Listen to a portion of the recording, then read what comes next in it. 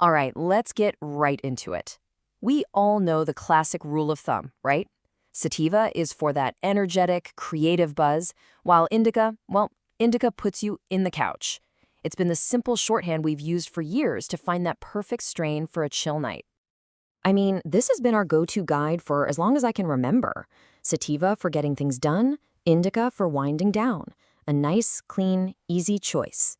But what if that simple binary, the main way we've all been taught to pick our weed, is actually, well, kind of wrong?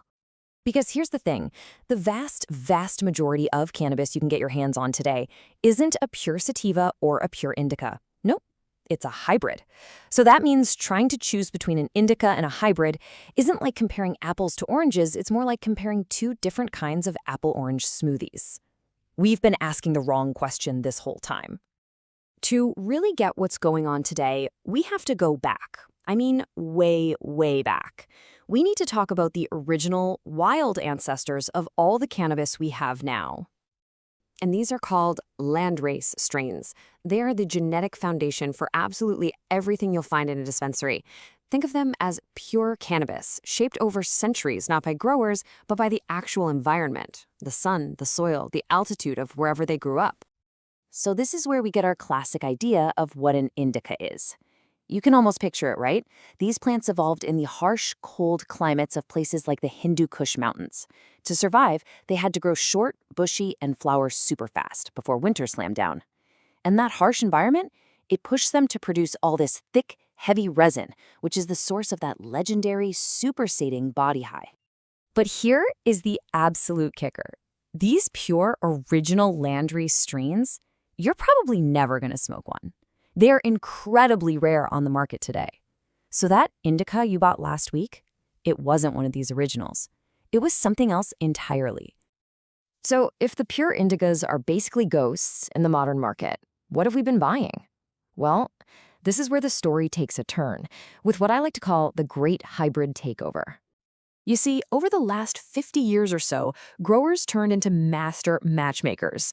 They figured out they could take the best traits from different plants, like, say, the super fast flowering time of an indica and the energetic high of a sativa, and combine them into a brand new plant.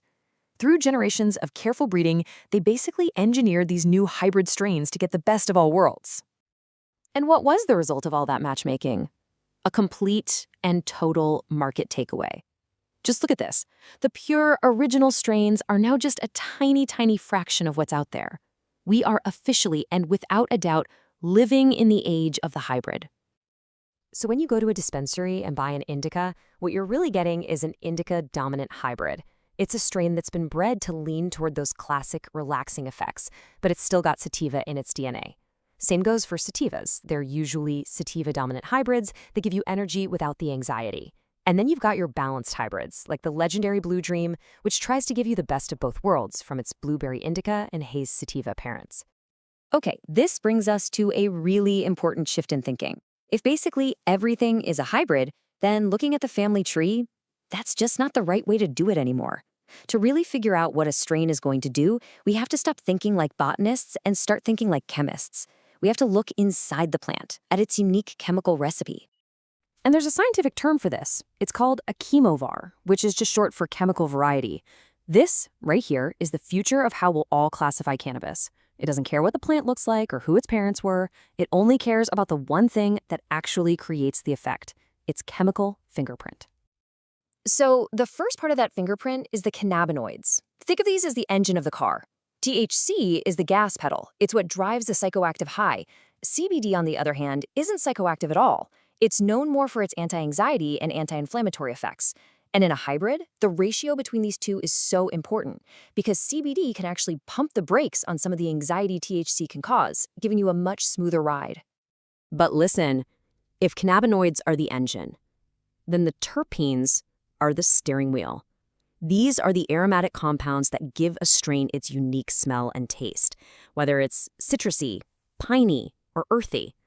But they do so much more than that.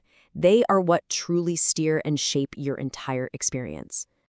This is how we crack the code. You see myrcene, the one with that musky, earthy smell, that's what we usually link to that indica couch lock feeling. So if your hybrid is packed with myrcene, it's going to feel super relaxing. But what if it also has limonene? Now you get a mood-lifting, stress-relieving effect on top of the relaxation. Or maybe beta-caryophyllene, which can ease stress without the brain fog. This is how a hybrid can give you body relaxation and mental clarity, a complex effect that a pure old-school landrace just couldn't deliver. So, you've got cannabinoids, you've got all these terpenes. How do they all work together?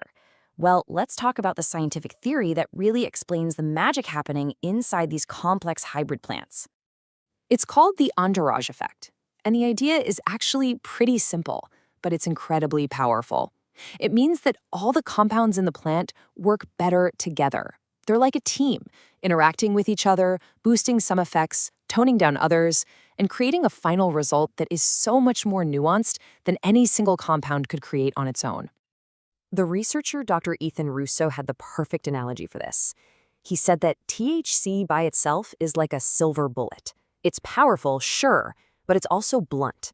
But the full chemical profile of a well-bred hybrid, with its whole entourage of compounds, that's a synergistic shotgun, capable of delivering a much more targeted, complex, and fine-tuned effect. So what does this all mean for you next time you're trying to pick a strain? Okay, here's your new playbook. Number 1, ignore the name. Indica and sativa are basically just marketing terms now. Instead, look at the chemical profile, the chemovar. Ask to see the lab test, which is often called a certificate of analysis, or COA. And most importantly, find out which terpenes are dominant. Are you looking for that relaxing myrcene or that uplifting limonene? That's how you make a truly informed choice. So here's the bottom line. The old rules are broken.